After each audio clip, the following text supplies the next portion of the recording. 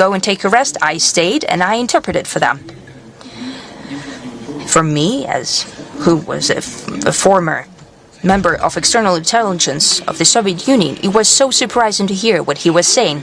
To be honest, I was listening to them, I was interpreting. And to put it mildly, I was extremely surprised. Because I still had cliches of the Cold War mentality in my head. I was a member of intelligence of KGB, of USSR, and all of a sudden, Chancellor Kohl started saying that the future of Europe, if it wants to preserve itself as an independent center of European civilization, the future is only with Russia. We need to bring together our efforts. I was simply agape. He continued in the same vein, and he spoke about his vision about the development of situation on the American continent, the way the U.S. will continue build its policy. Well, I will not give it verbatim. Well, he didn't say anything bad about the U.S., but he simply gave his expert opinion, not just as chancellor, but more like an expert. And in essence, I think 85 or 90% what he spoke about is happening. I can see it, and everyone can see it as well. And naturally, we should try to build a security system on Eurasian continent. It's tremendous in size. And naturally, Europe can, and I believe should be, a part and parcel of that system. I jotted it down. The PRC does not have a chance and doesn't want to play a dominating role. You said you spoke about Central Asia as well. And I will mention it too. I think there are certainly our friends from China here. The Chinese philosophy does not have that. They do not strive for domination. That's the trick. That's the attraction of the theory, of that proposal that has been worded by President Xi. One belt, one road. One belt, one common road. This is not a Chinese road. This is a common road. Everyone's road, at least bilaterally. That's the way it sounds, and that's the way we behave, in the interests of each other. What's happening in Central Asia? Everyone expected some kind of a clash or collision between Russia and China in Central Asia. Well, look, the thing is that these countries are very young in their statehood, and they have economies that requires significant development. Demographic processes are afoot there. For example, take Uzbekistan. Every year, they add another million of population. Can you imagine that? 27 or 28 million, that's already the population, and they have an extra million born each year. India has plus 10, as my friend Prime Minister Modi spoke, but India has 1.5 billion people living there. And Uzbekistan has about 38. Now they soon have to have 40 million. That's a lot of millions. They have plenty of issues. And if the People's Republic of China comes over there and helps out those economies, and that means that as a result of economic cooperation, the domestic political processes stabilize as well. The statehood is stabilized. Russia only has an interest in that. We want to have a stable situation there, stable development. It's in our interests as well. Therefore, the competition is absent there. We only have cooperation. It doesn't stand in the way of development of our traditional development of ties with that region of the world. And the countries of Central Asia that for hundreds of years have been part of the Russian Empire and of the Soviet Union not only remember well, but they cherish our special contacts and special ties. And it benefits everyone. And if we create a security system in the Eurasian continent, and incidentally, I see and I hear that certain European countries are starting to talk about the single security system from Lisbon to Vladivostok yet again. Now are going back to what de Gaulle spoke about. He talked about Urals, but we need to talk about Vladivostok as the end point. They have these ideas again. If our counterparts will go back to that, and most importantly, as you said, what I've mentioned and what's written down in the OSCE documentation, that the security of one country does not come at the expense of the other, of security of the other country. It's crucial. If we can truly do that, you have mentioned the level of trust that needs to be increased, and I think that the most important issue on Eurasian continent between Russia and the European countries is the deficit of trust. You can blame Russia for many things, and possibly we make mistakes as well, but when we're being told that we signed the Minsk agreement, we're being told that they signed the Minsk agreements only to give time to Ukraine to rearm, and they never intended to solve this conflict peacefully. How can we trust them? Look, guys, what kind of trust can we talk about? You've publicly said that you've fooled us, that you've lied to us, and you deceived us. What kind of trust are we talking about? But we need to go back to that system of mutual trust. With time, I don't know, we can discuss it till early hours of the morning, but it's the first step to create a single Eurasian security system. Is it possible or no? Chancellor Kohl, whom I spoke about at the beginning, said that it's not just necessary, but it's an imperative, and I share his point of view. Mr. President, why do you think that Chancellor Kohl was more genuine than Chancellor Merkel, whom you mentioned later during the Minsk process? Well, you know, there were the three of us sitting down in Bonn. That was back in Bonn. The government of Germany was in Bonn, and we simply talked to each other. Madam Merkel, Chancellor Merkel, she spoke under certain social pressure and during a crisis. These are different kinds of situations. Kohl had contemplated, and he just simply presented his vision. Not only without press, and Chancellor Merkel spoke for the press, with the media presence. He even got rid of his interpreter, see? Therefore, I believe that he was absolutely genuine. One more question, if you would allow, following up on Glenn's question, and that you mentioned that the population is growing in neighboring countries, and you also spoke about migration waves. Now it's a hot topic everywhere, in Russia as well.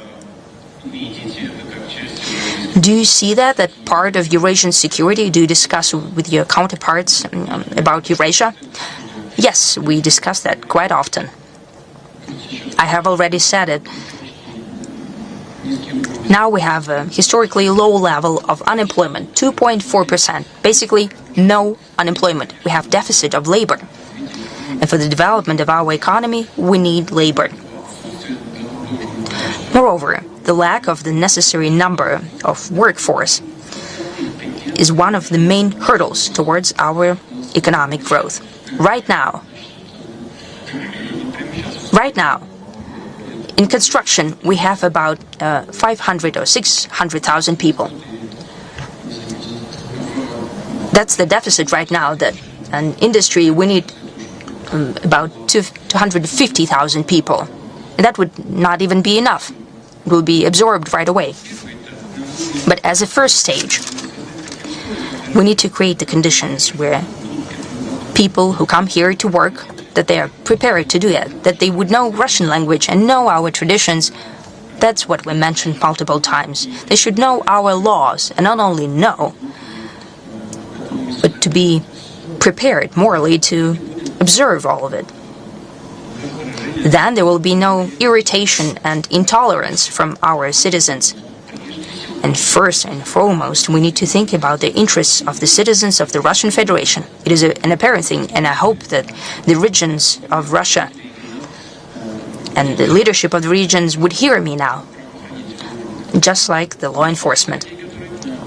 As for the people who travel here, they also should have the humane conditions modern conditions to use all kinds of conveniences in education and healthcare. There are distortions here in the process. I wouldn't go into detail, but we need to work on it. With my colleagues and friends and heads of republics of the former Soviet Union, constantly discuss it. They are prepared to prepare people, to train people who are coming over to work here. What's necessary for that? That's also a question for us. We need to build schools and so on. That's what we're doing right now. We have to send Russian teachers because there's a lack of them, and they are glad to have them, and they would have even more. So the ball is in our court to a great extent. They are willing to do that, and they want that, and we're going to do that together. But as far as future is concerned, and I do hope it's going to be in the near future, we have to make sure that the Russian labor market takes up mostly people with a high level of education, professionals who are competent, and some of the people who are coming to Russia, well, we need to make sure that they stay at home, but we can build production capacities over there. That will be part of the supply chain.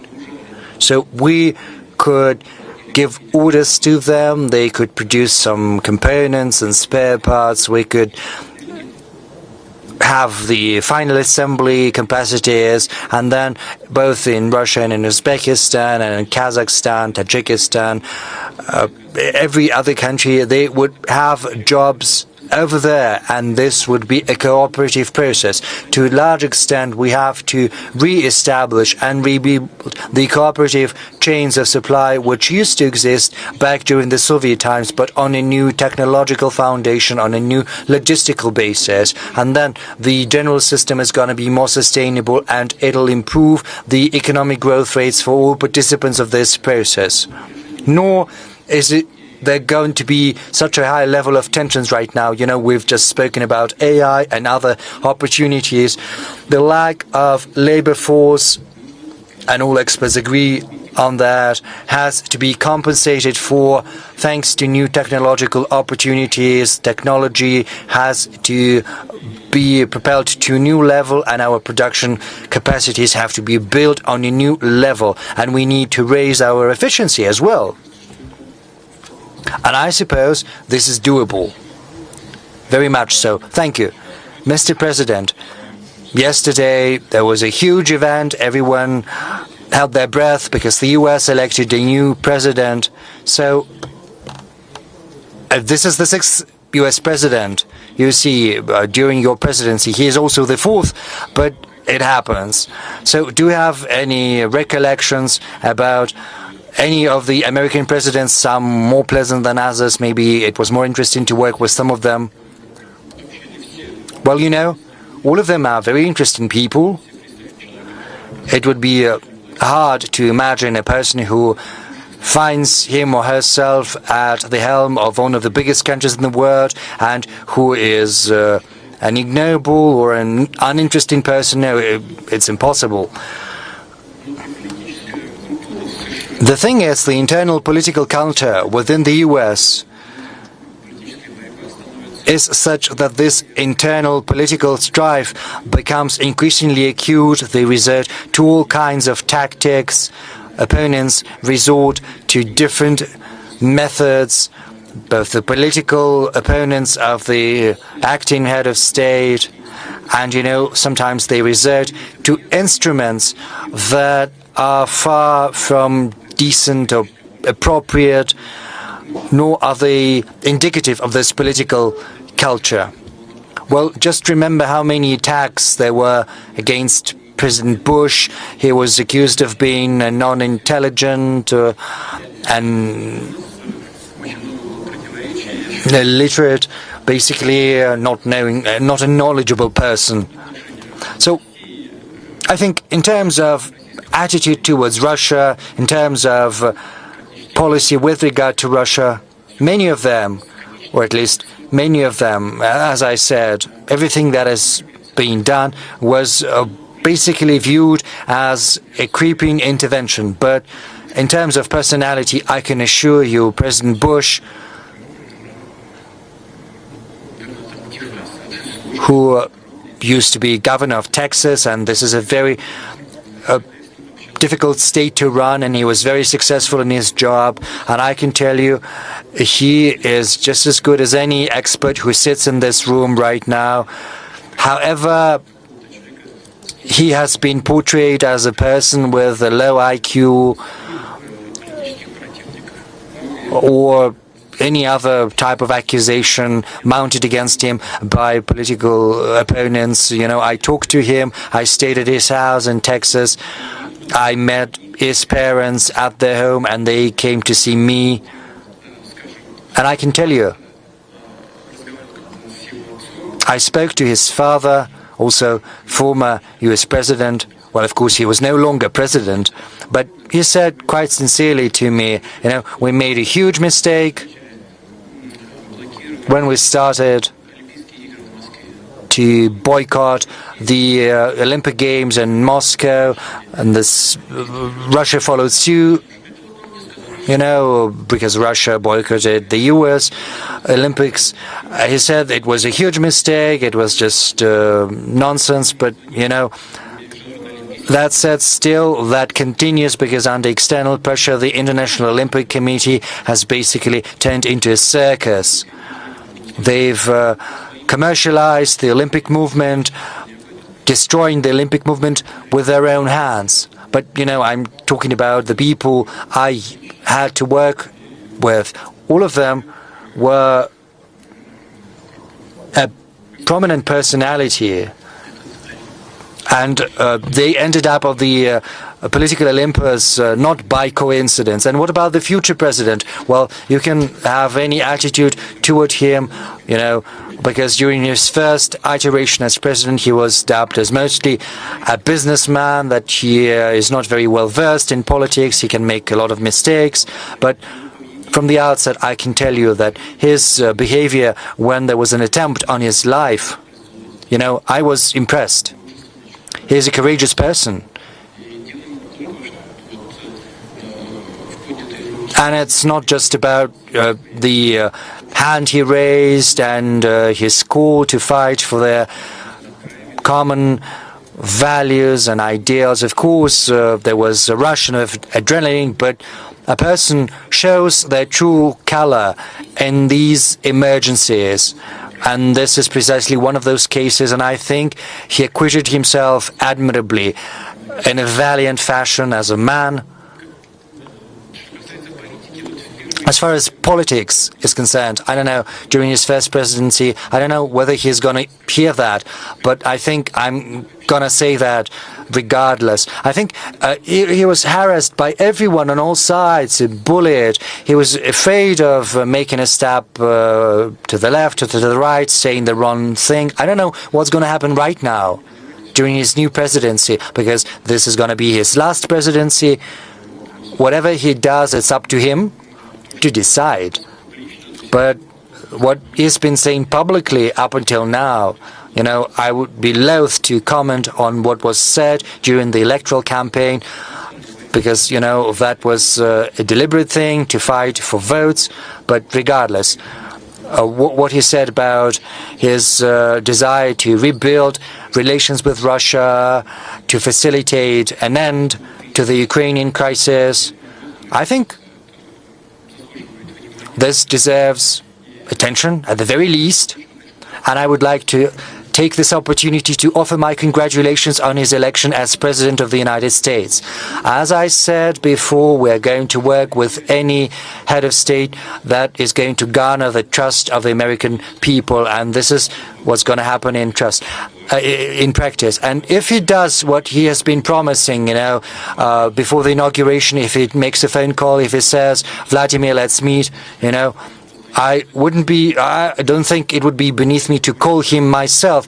I'm simply not doing that because, you know, at a certain point, the European Western leaders were calling me almost every week, and then they stopped all of a sudden, and you see we're still healthy, very well, we're developing. If anyone among them wants to rebuild contacts, as I said, we have nothing against that. We're always open. We will rebuild these contacts and have a sincere discussion.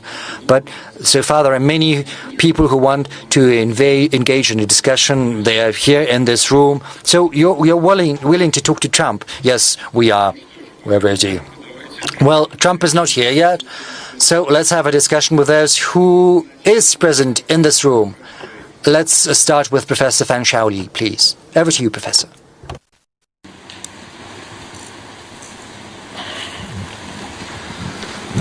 Professor Fan Shaoli, I'm from China. Mr. President, I'm very glad to see you once again. From the outset, I would like to express my gratitude on behalf of my Chinese colleagues for the excellent organization and for the hospitality extended to us during the Kazan summit. I would also like to say a huge thank you for your personal support shown to the Valdai Club. I would also like to thank you for this lively discussion. I remember that 8 years ago, at this forum, I had the honor to ask you about what you think about the relation between Russia, the US, and China. And you gave me a very apt, very accurate answer. You said that this relation should be built on mutual respect and it should be mutually beneficial. It's been 8 years now. The world is changing drastically. You know, there is rivalry, there are sanctions, there is bitter strife. But at the same time, Russia and China are building a strategic partnership. They're cooperating. And the cooperation within BRICS is also developing successfully. So my question is the same. What's your assessment of the current and future dynamics in terms of strategic partnership between Russia and China? And secondly, is it going to be possible to normalize relations between Russia and the US and also with China in this new environment? Thank you.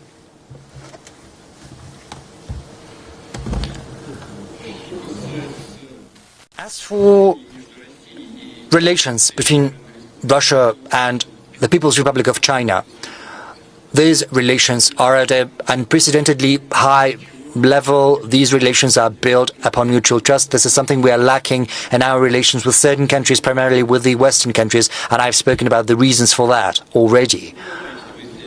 I'm aware that if the representatives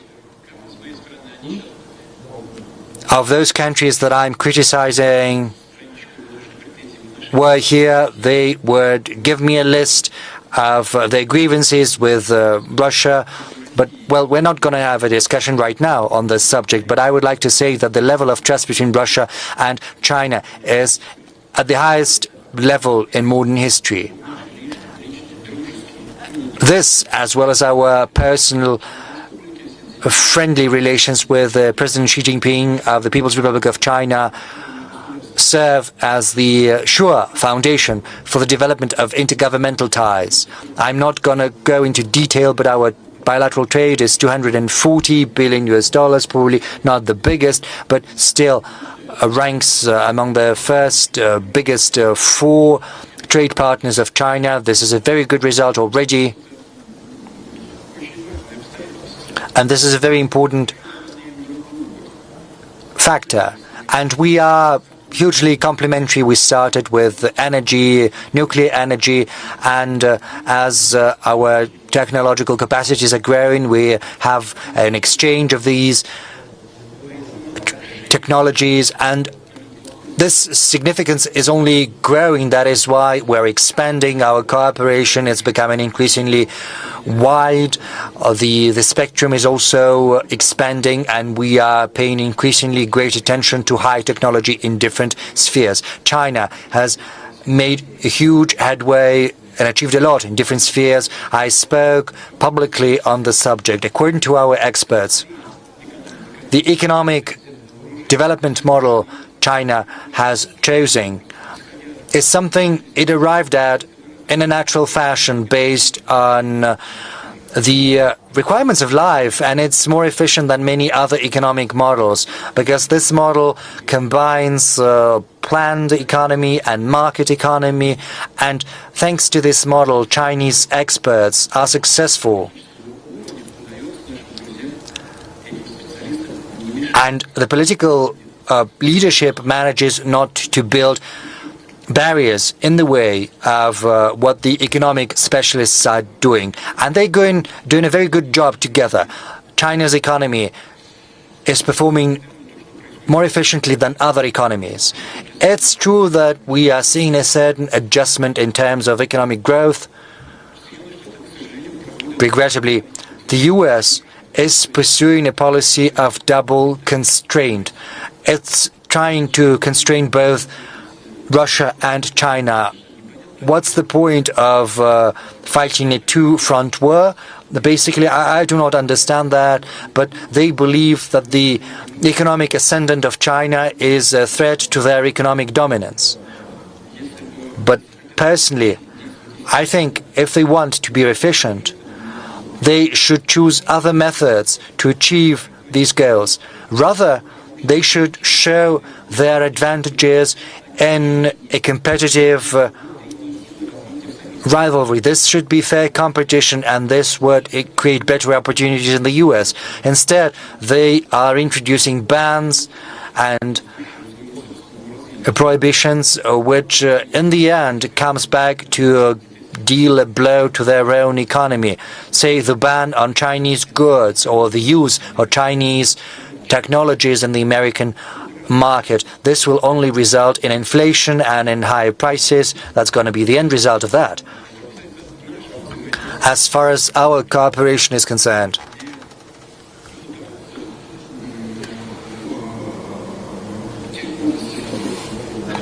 there are certain industries and spheres where they're trying to constrain China. But in that case, we could be complementary, the economies of our two countries. As I said, we started in energy, and our energy cooperation is developing rapidly in oil, gas, and nuclear technologies. We're quite active in building new units for NPPs. We also organize supplies of oil and gas, and this creates a sure-proof, a foolproof system for ensuring China's energy security. We have a contiguous border. Nothing can throw a screw in that, neither storms, no lanes of communication, nothing can undermine our cooperation because we've got a common border and the supplies will continue just as they have been going. There is a guarantee of that.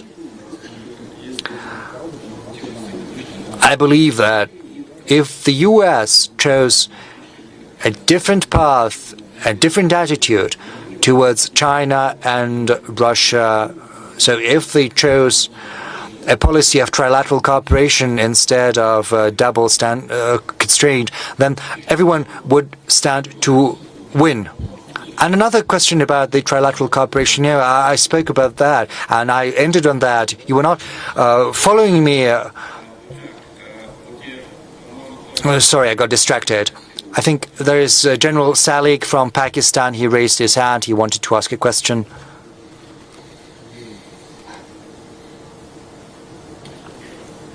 Thank you very much.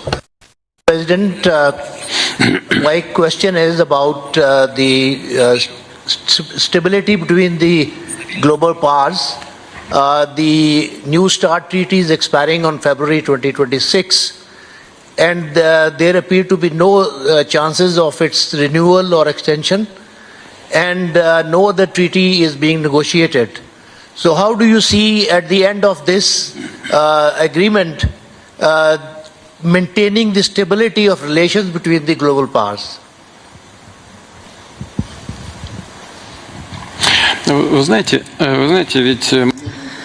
You know, we never refused to continue the dialogue on strategic stability. However, it's an open secret, and everyone knows it, not only this audience, but around the world. It is well known that the United States and their satellites, there is no other way to put it, regarding the leadership of those countries who, to the detriment of their interests, follow the path towards Russia proposed from over the ocean. Then the U.S. state the goal for themselves to deliver a strategic defeat to Russia. A strategic defeat. What is a strategic defeat? What is to achieve a strategic defeat of a specific country? If not annihilate this country, then I don't know, to bring the role of the country, to reduce it to a naught. Why would we need the nuclear weapons then? At the same time, they want to have a dialogue on strategic stability with us. How come? Well, how does it work? It seems that they're normal and grown-up people. We're prepared to have this dialogue, but in the current conditions, there are many issues. And your colleague from China just asked us about the triangle of Russia, China, and the US. I deliberately didn't want to go into detail and exacerbate it, and I didn't talk about the international security regarding that question. Cooperation between Russia and China is one of the most important factors of international stability in general, but it has to do with strategic stability in nuclear weapons as well. In the past, we were always being whispered to, talk to your friends from China, they should join the conversation about decrease of their nuclear arsenals, and our Chinese friends responded, guys, look, we have less delivery vehicles, we have less nuclear warheads, you should cut it down to our level, or we can grow up to your level. Otherwise, there should be no discussion about the cut-downs, right? That's very reasonable, and the rest of it is just nonsense. At the same time, there are nuclear arsenals of other NATO countries beside the US, the United Kingdom and France. They have increased in their nuclear arsenals. They are not only increasing in numbers, but also changing in quality. Quite recently, I was being told that NATO is not a military and political alliance. This is primarily a political alliance, and the military is on the back burner. Not quite so. Indeed, the US deliberately, maybe not, but I think deliberately, have brought back the military component of NATO, and have declared that they're going to deliver a strategic defeat to Russia. Naturally, we should consider the nuclear arsenals of the UK and France as well. As of today, this is a complex issue. It's more complex than it used to be 20 or 30 years ago. However, we are aware of our responsibility as a country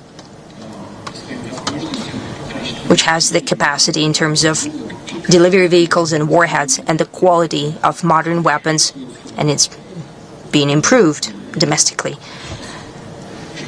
Right now, we're coming to a point that would put on combat duty our novel developments that I spoke about 5 years ago. We're finalizing the tests And we understand that. And we're prepared for the dialogue, but the other side needs to be honest about this dialogue, considering all aspects of our relations. It cannot be that they want to defeat us strategically, but to their citizens that they're telling, this is business as usual, don't worry about anything. It doesn't work like that. Strategic defeat for us, and they should not worry? No. Let's open our cards and have a calm and business-like conversation without double, triple, quadruple standards. Let's just talk about it. And we have proposed that multiple times. But when talking about the specifics, it causes a pause on the other side. We'll see the way the proposals are worded by the new administration, if they do so. Mr. President, you've mentioned the demonstration of the newest developments. Are there some newer ones? Yes, there are. Something comes up all the time. Yesterday I was talking to one of the heads of the largest firms, and he reported on his ideas in this sphere, but it's premature to talk about it. Thank you. Professor Nogueira from Brazil, first row, please. I'm Paulo Nogueira Batista from Brazil, and I'd like to ask you, Mr. President, if you could expand a little bit on two topics you touched upon in your presentation and comments, BRICS and US dollar. What role do you see for the BRICS in constructing alternatives to the unreliable and dysfunctional dollar system? Russia proposed in this 2024 chairmanship of the BRICS a detailed, interesting proposal for a new system of cross-border payments based on national currencies. How do you see this discussion going forward? Are you confident that we can move forward on this basis? And second point, more difficult one, don't you agree that payments in national currencies have a limit, and that we ultimately must move step by step, gradually and carefully towards a new means of payment, a new reserve currency? President Lula, by the way, made this point in his statement to the Kazan summit, and I would like to hear your views on that. Thank you.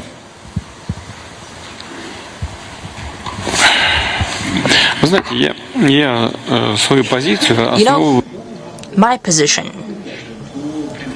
is based on the proposals from our experts. I trust them completely. Naturally, they're experts at the international level. And beforehand, I had a discussion of our proposal. And when a certain idea is generated, my role is that within the country, the expert community and the government and the central bank engage with these ideas. So these ideas are shaped in a certain way. When everyone understands what they're talking about, we should propose these ideas to our partners. That was one of my proposals to President Lula. He got interested. He received our experts in Brazil at a very high level. He called to these meetings representatives from central bank, finance ministry, and I think all of the economic part of the government. Our colleagues and friends in Brazil were interested, and I will say a few words about what I'm talking about. We did the same for other countries of BRICS association. I spoke to almost all of the heads personally, and everyone got a liking to that idea. But what I'm talking about, what's the novelty there? We are proposing to create a new investment platform using electronic assets and developing on them. So we would like to create a platform of electronic payments that could be used for investments in emerging markets.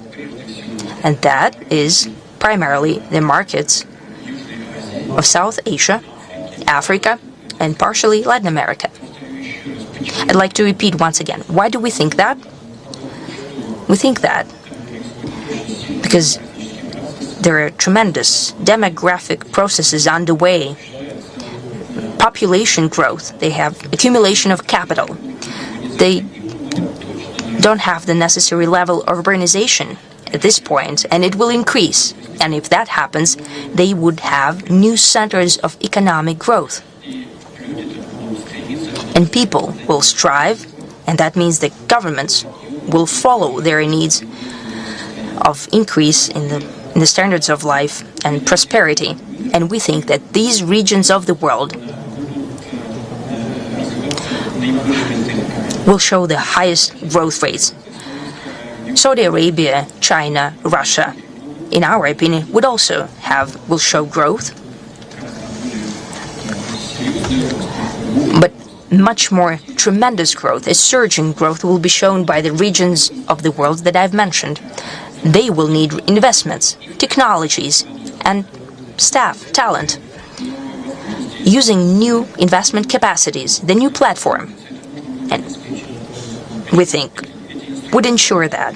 And such electronic instruments, such tools can be made almost independent of inflation, because if there is an overabundance, we can withdraw them from circulation. On the other hand, we can do the opposite. We can print more.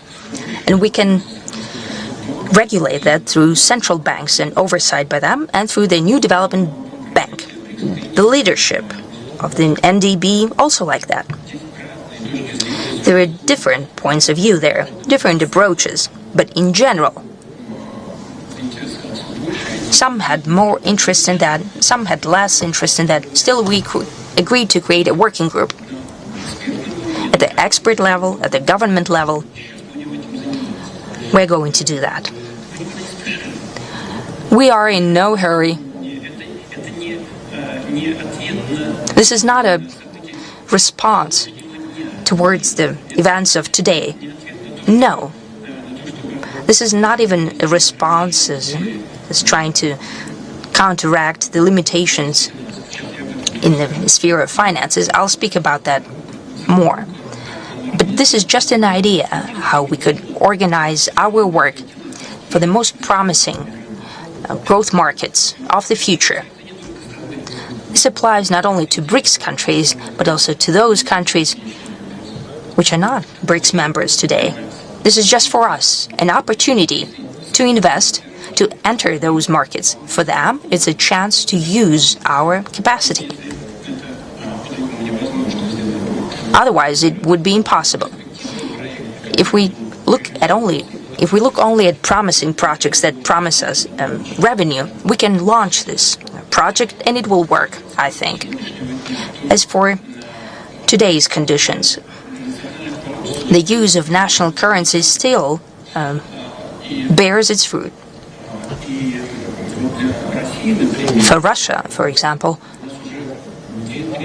we have about 2/3 of our trade is being serviced in national currencies. As for BRICS countries, the same figure is 88%.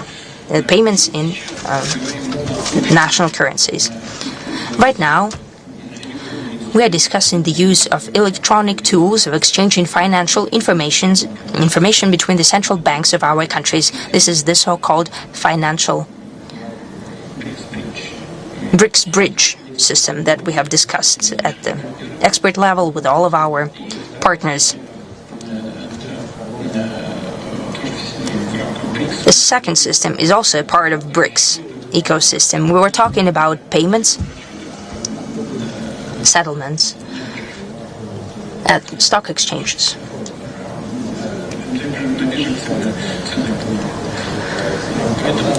At securities markets.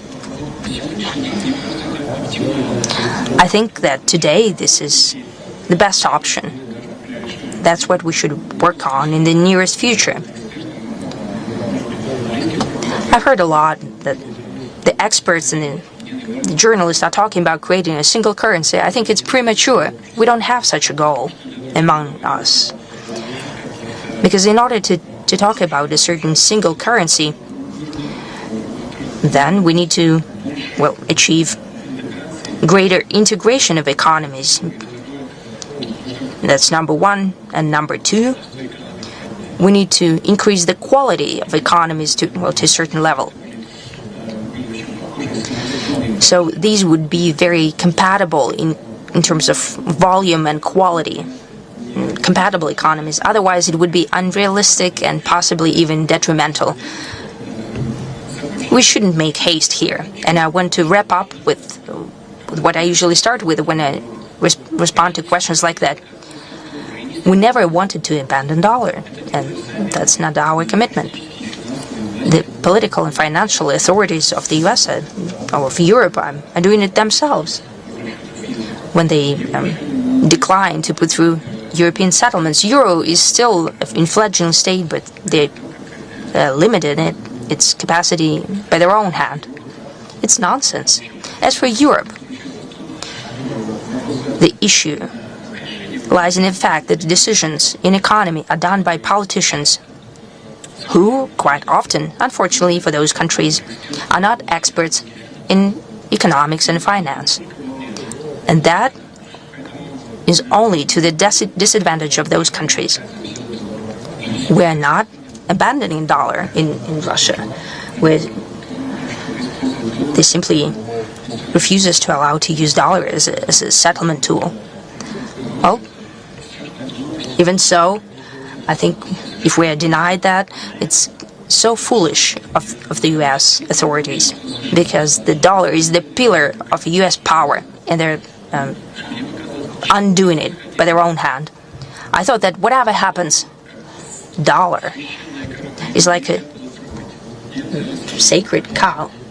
It should not be touched. It's in discontinuation. The udder is dirty. They got rid of the horns. Well, they're to blame on their own.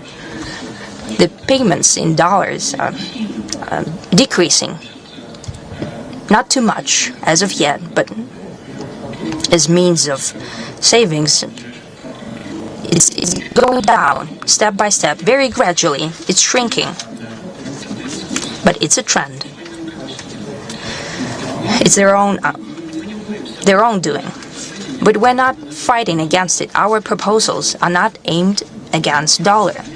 This is simply us rising to the challenge of modern times, a response towards the development of economy. We're thinking about the future tools.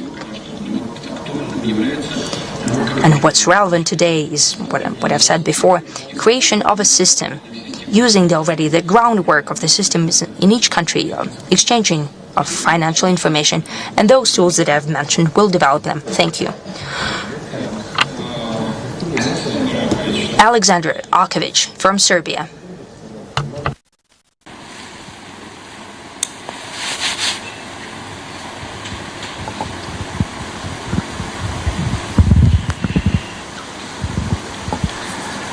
Dear Mr. President, I am Alexander Akovic, historian from Belgrade, Serbia. It is my honor to see you, listen to you, and talk to you again. My question for this night for you is, according to your opinion, what are the state and individual mechanisms that Russians, Serbs, and other people around the globe must use to defend our traditional values and protect ourselves and our identities from the invasive and imposing Western ideology that we saw this year at the opening ceremony of the Olympic Games in Paris. Thank you.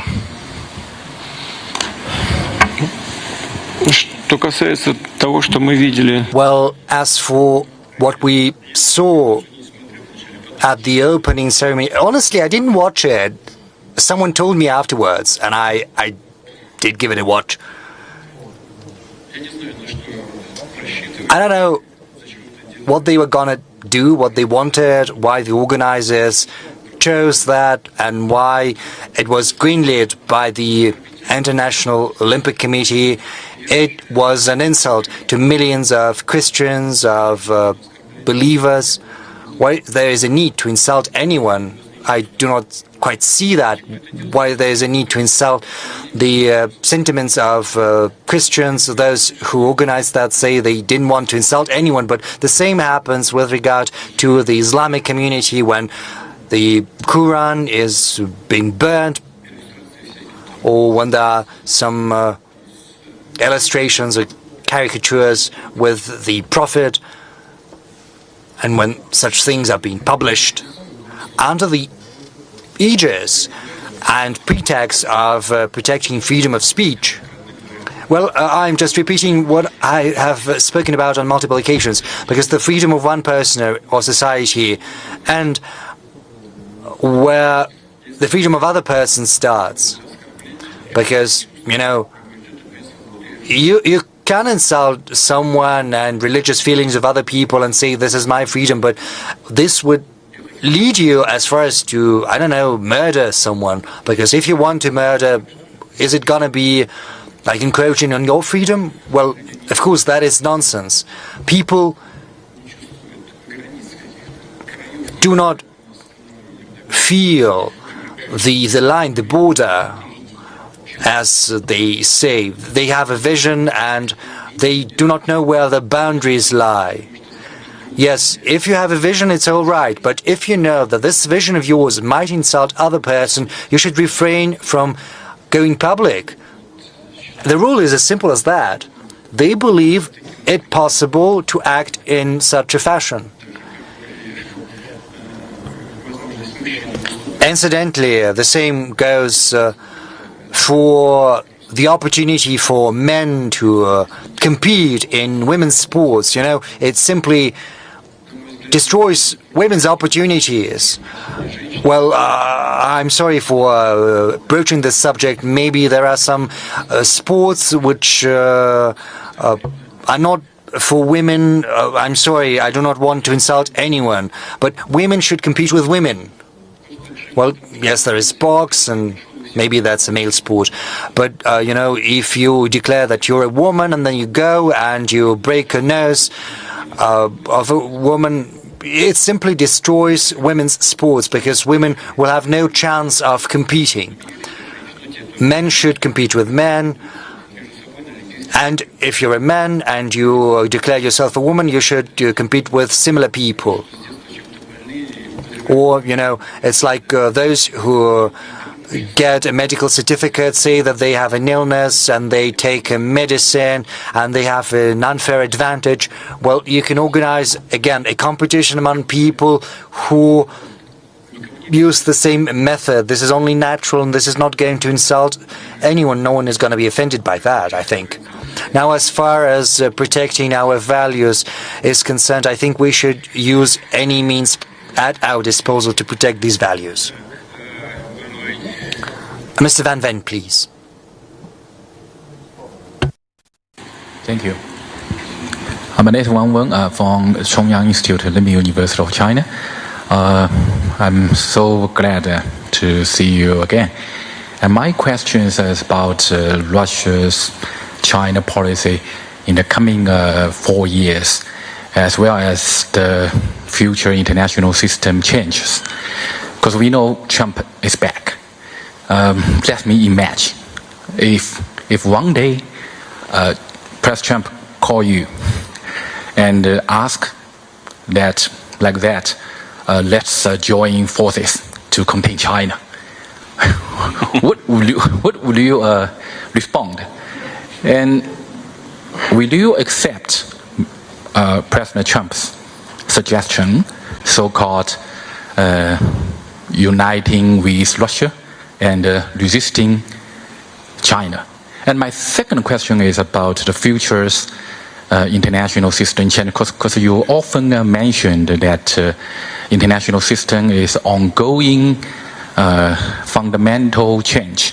So in your eyes, what will the international order and framework in the future looks like? And in your eyes, in the future international order and the system, what role should Russia, China, United States act or plan in the future? And how do you consider to coordinate the triangle relationship among Russia, China, and the United States? Thank you. Well, I'll give it a try, and I'll try to be as succinct as possible.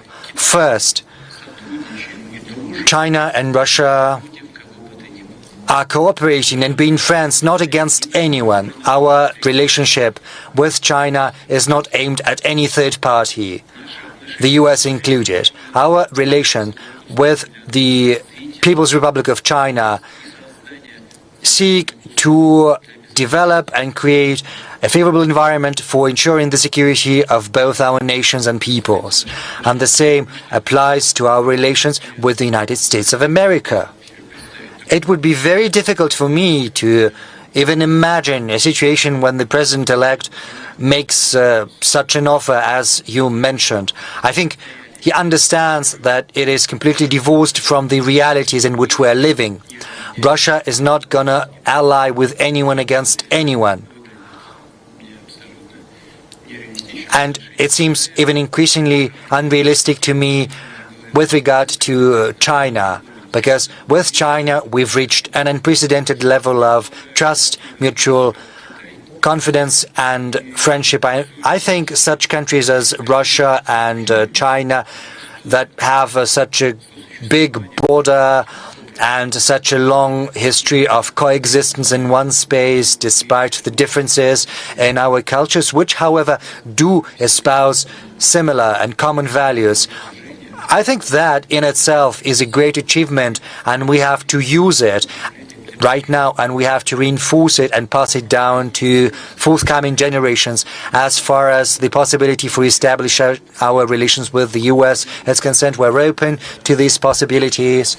To a large extent, the ball is in the US's court, because we were not the ones to sour relations with them. We did not introduce any restrictions or sanctions against the US, nor are we facilitating any armed conflicts in the territories in their proximity. We've never sought anything like that, and I would like to say that we've never done anything like that in practice. We do not quite see why the US seems it has the right to do that, and we are hopeful that at the end they will come to realize that they'd better refrain from doing that, because that's what they should be doing if we do not want any global conflicts. But the president-elect of the US, President Trump, spoke along similar lines, so we'll live and see how it plays out in reality. Keeping in mind, of course, that such an institution as the presidency of the US is bound by certain obligations, by certain responsibilities. The president of the US is tied to a certain extent to those people who helped him arrive in power. You know, in the past, Jacques Chirac said, what kind of democracy can we talk about in the US? Because without a billion, if you don't have $1 billion in the pocket, you shouldn't even entertain the thought of participating in the elections, let alone participate in practice. And those people who provide those billions, they participate in building the future team. And if they delegate someone, they have a lever for exerting influence upon those people who will be part of that team. So it's important to see whether the president-elect manages to build good relations with this so-called deep state, and also build contacts and relations with the voters. If he keeps his promises, his authority is growing, and he can use that authority to become an independent political figure, even in his relations with those influence groups that help him arrive in power. It's a very complex process. What's going to happen in the US is something we cannot tell for sure, but I'm hopeful that our relations with the United States of America will be re-established at a certain point in time, and we are open to that. Thank you. Thank you. From someone from here. Yes, you mentioned Japan, I think. Mr. Nibiri is here.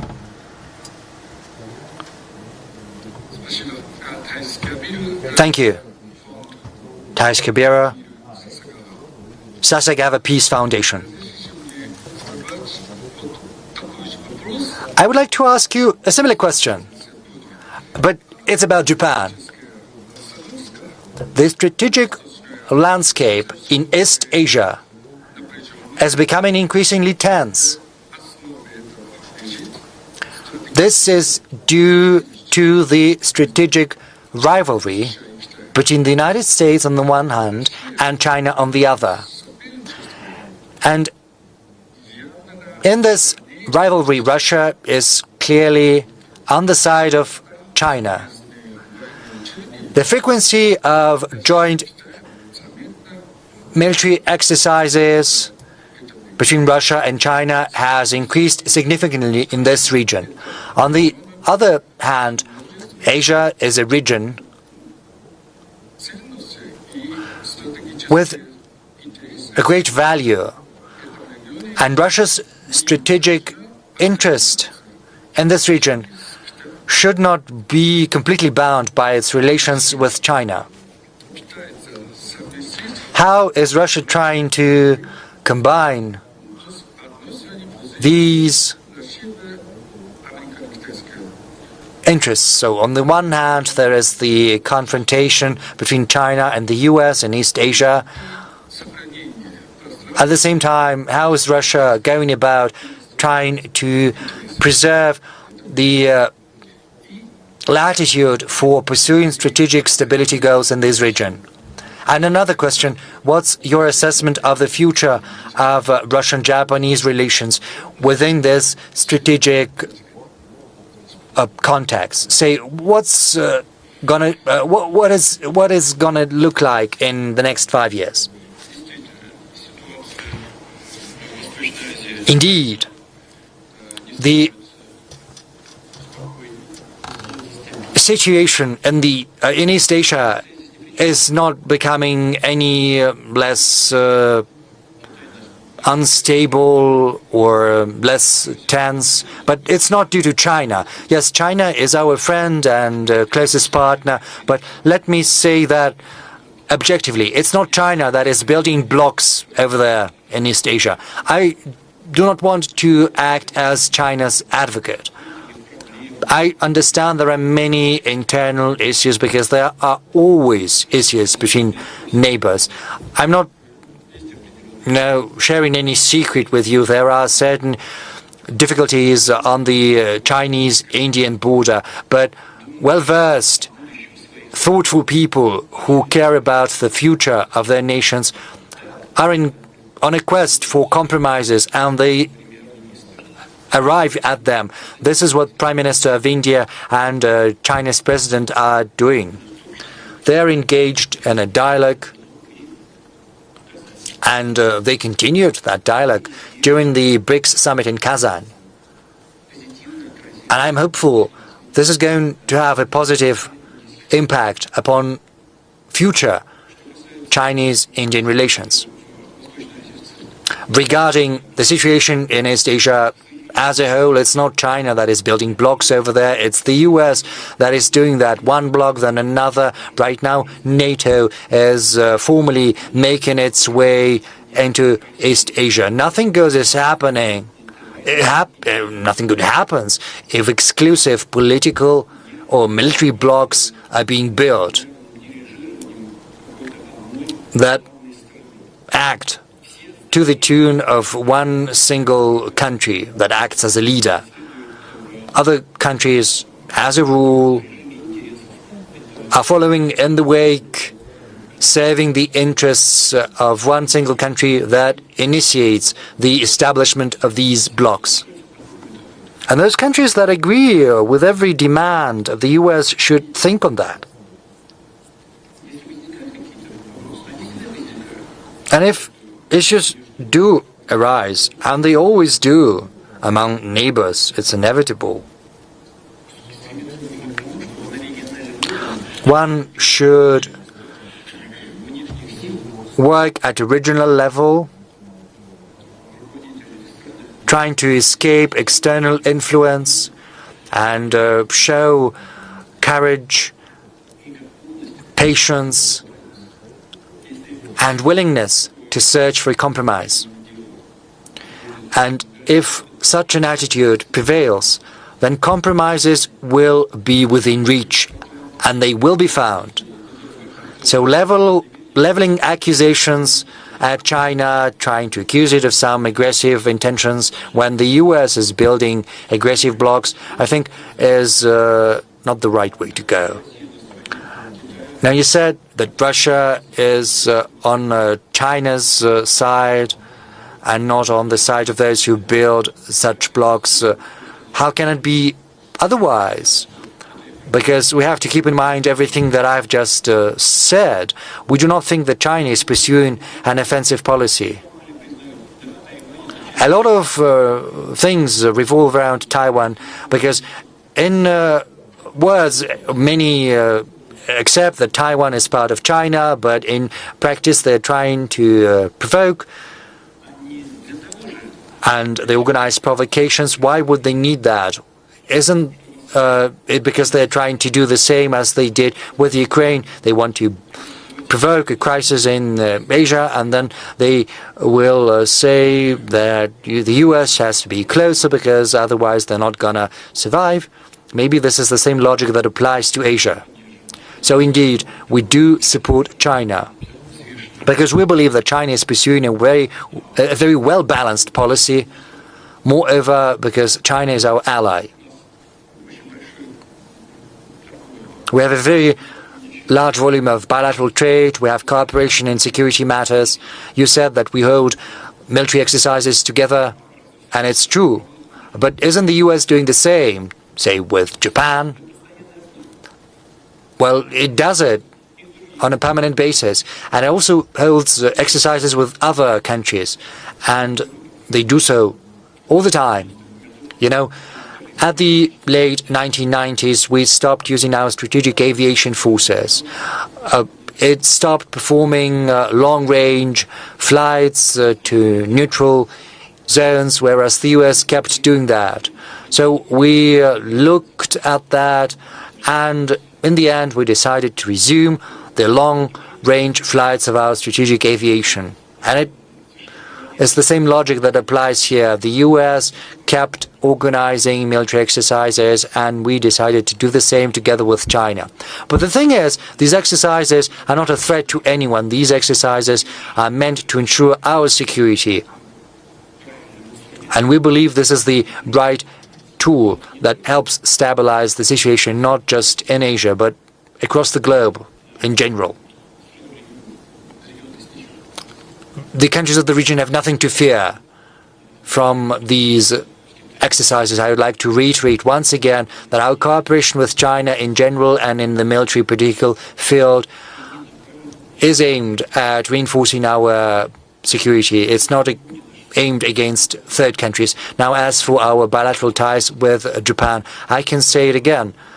What I told to your colleagues, we were not the ones to sour relations with Japan. We did nothing wrong against Japan. We were held in negotiations. We were trying to arrive at a solution to a very complex matter of the peace treaty, and there was talk about a very difficult compromise based on the 1956 declaration of the Soviet Union. Even ratified this declaration. It was the Japanese side that renounced that declaration, but it was at the request of Japan that we got back to this declaration. We agreed to that.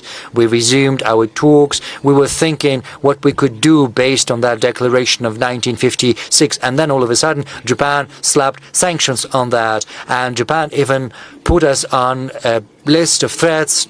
We're in the third or fourth spot.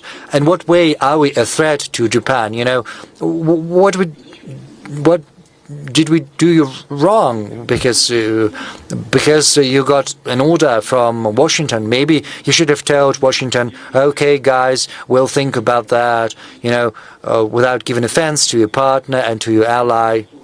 Why did Japan have to simply blindly follow that order coming from Washington? I do not understand that. Thankfully, there are some smart people in Japan who continue working with us, especially in energy, with our companies, and they see us as reliable partners. Despite the sanctions introduced by Japan, we're not doing anything to reciprocate. Japanese companies that used to work in Russia can keep on working if they want to. And we are also getting some messages and signals from American companies saying that they want to get back. Let them. But of course, new conditions, new terms will apply. Some losses will have to be incurred. But we are willing to build and rebuild ties with Japan because for the next 10 and 50 years, Japan is our natural natural neighbor. Yes, there were some tragic pages in our history, and there are also some pages we can be proud of. We love Japan and Russia, and Japanese culture, Japanese cuisine are well beloved in Russia. We were not the ones to destroy anything. So just draw your own conclusions, and we're not gonna fool around trying to blame you. We're willing. Do come back. That's it. I don't have anything to add to that. Mr. President, what about our strategic cooperation with the DPRK? Is it also aimed at strengthening our security, just like with China? Well, as for DPRK, we have an agreement that we've signed with other countries as well. It was signed with the Soviet Union as well. Well, it came to an end naturally. In essence, we went back to it. There is nothing new there. Whatever anyone says, practically everything that was written down in the agreement in between DPRK and the Soviet Union, it was copied and pasted with some adjustments, and it was reproduced in the new treaty. Naturally, it is aimed at ensuring security in the region and our mutual security as well. Will we hold exercise with them? Maybe we can do that as well. Why not? We have Article 4 that reflects mutual aid in case of aggression from another state. It's all there. And I would like to repeat once again, there is basically nothing new compared to the treaty that simply ran its course back in the Soviet Union times. Thank you. Arvind Gupta, please. The mic. Thank you, Mr. President, for a brilliant presentation and this interaction. My question is about India-Russia relations. You have met Prime Minister Modi several times in the last few months. Prime Minister Modi at one point of time mentioned to you that this should not be an era of wars.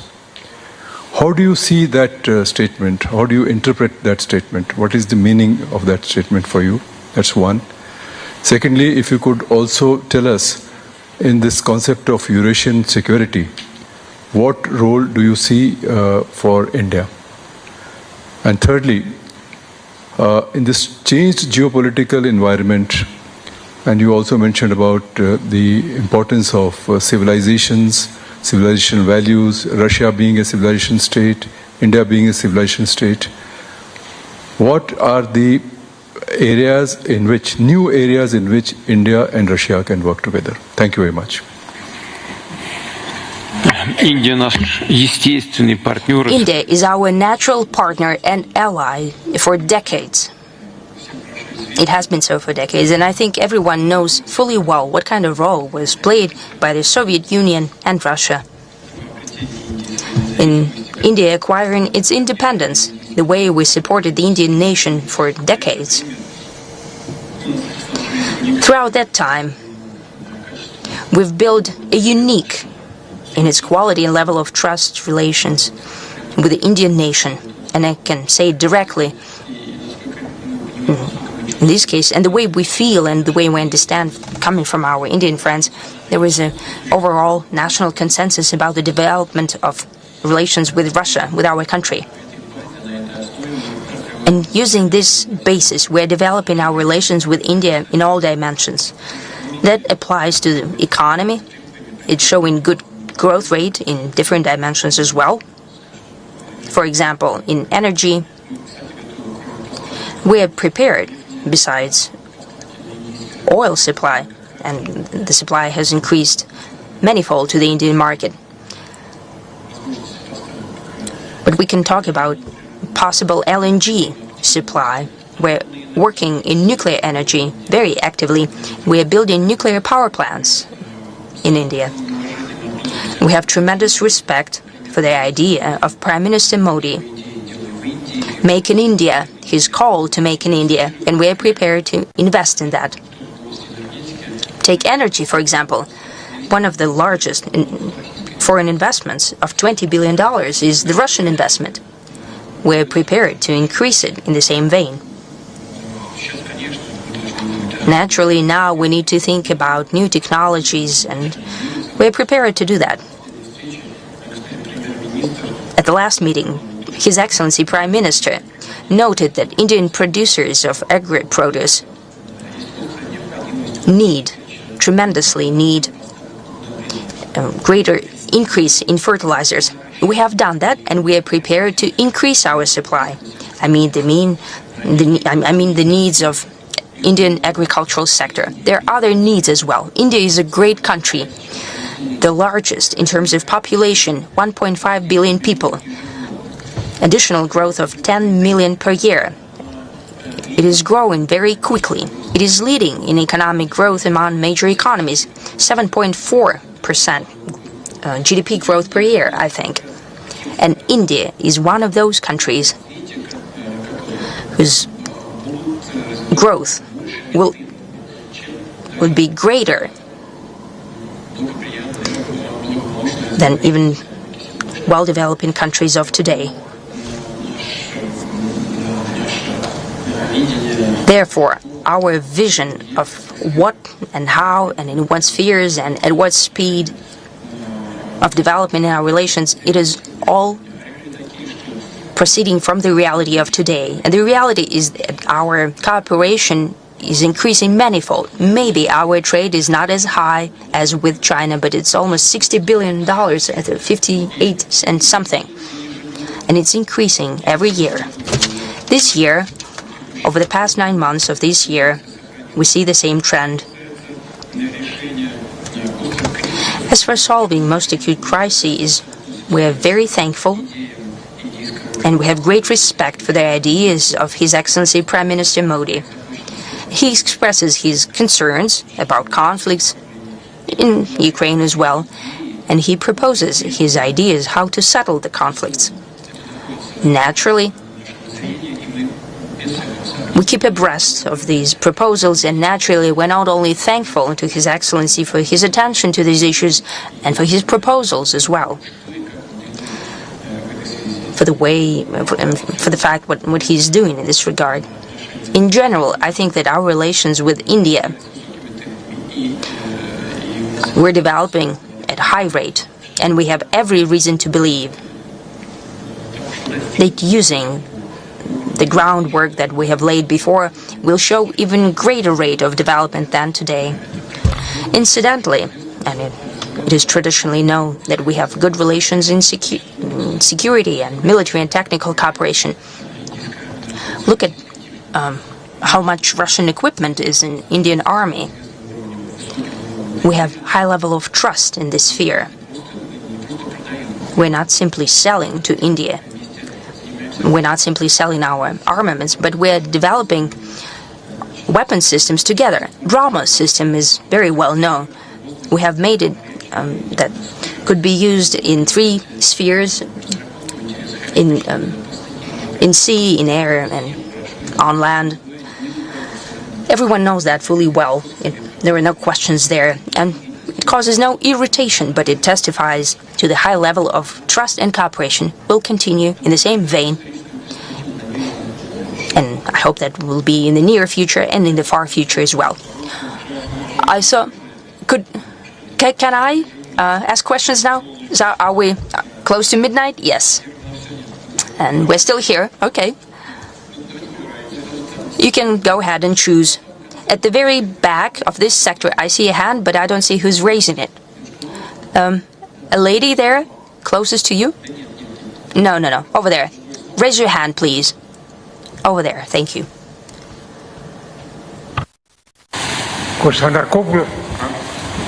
Konstantopoulos Dimitris, Mr. President, from Greece, a country I'm sure you will agree with me, has no other options than to remain a friend and a brother of Russia for reasons which we cannot escape. They are inside our deepest cultural and historical identity. My question is the following one. 40 years ago, both the European welfare Keynesian capitalism and the Soviet hyper-centralized system have collapsed. During the 4 decades that passed, we have seen the multiplication of economic crises, of wars, of ecological problems, and of many other problems. I'm wondering if it has not come the time to orient ourselves towards a kind of planned economy in national, regional and international level. I don't mean the sclerosis of the past, so to say, a little bit military socialism.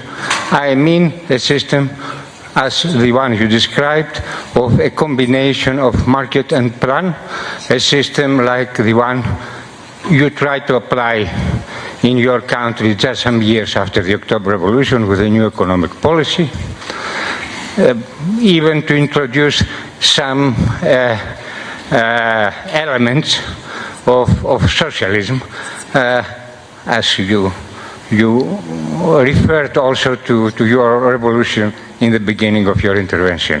Thank you.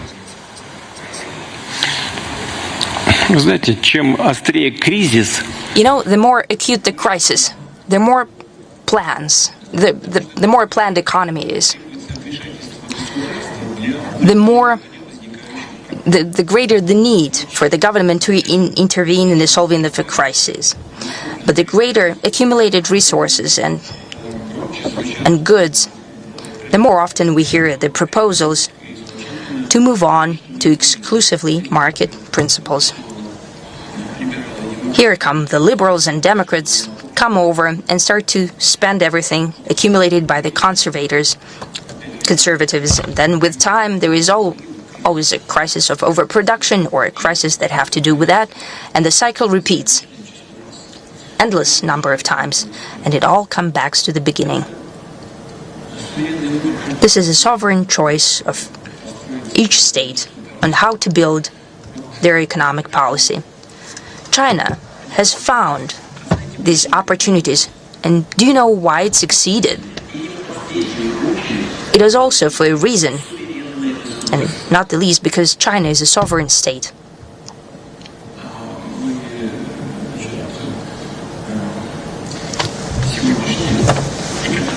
And many of today's economies,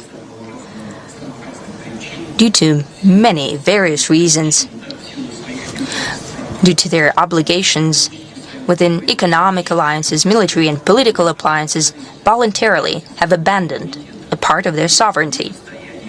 And they are incapable of making decisions in economy and in ensuring their security. I'm not appealing to anyone or calling anyone to anything, but I'm simply responding to your question. Yes, possibly, at a certain point in time,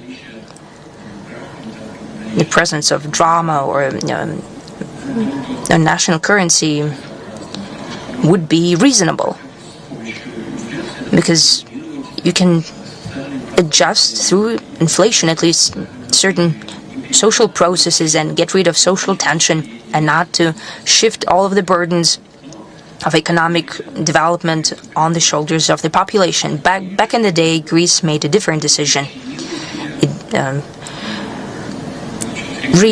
It distributed itself to be regulated through a common currency and economic decisions in Brussels. This is not our matter. This is a sovereign choice of the Greek state. What to do in these conditions is hard for me to say, but as some of my friends and colleagues from the EU told me, I still have some. The Brussels makes more decisions that are obligatory, that it was used to be done by the Supreme Council of the USSR during the Soviet times. There are advantages and disadvantages, but it's not our matter. I tried to answer to your question. I don't know whether I succeeded. I don't know whether it's enough for you or not. That's what I think. Thank you. Yes, please go ahead. Over here. Yes, you will have the mic to you. Thank you very much, Mr. President, especially since I'm the first woman to take part in today's discussion. I wanted to say that quite recently, starting with 2023, the African agenda became the Valdai agenda. It's very important, because what's being discussed in Valdai is important not only for intellectuals and experts, but for all of our country. It is very symbolic.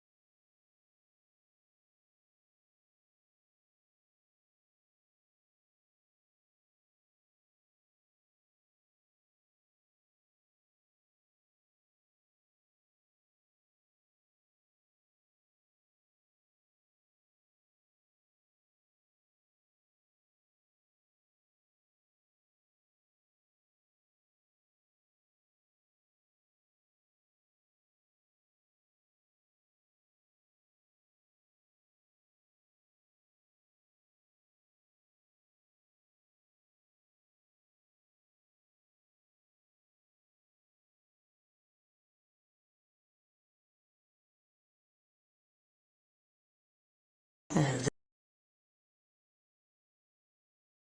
Dutch Revolution, the English Revolution and the French Revolution back in their day became, to a certain extent, a milestone in the development of humanity and have largely defined the course of history, as well as the nature of politics, diplomacy, economics, and the social life.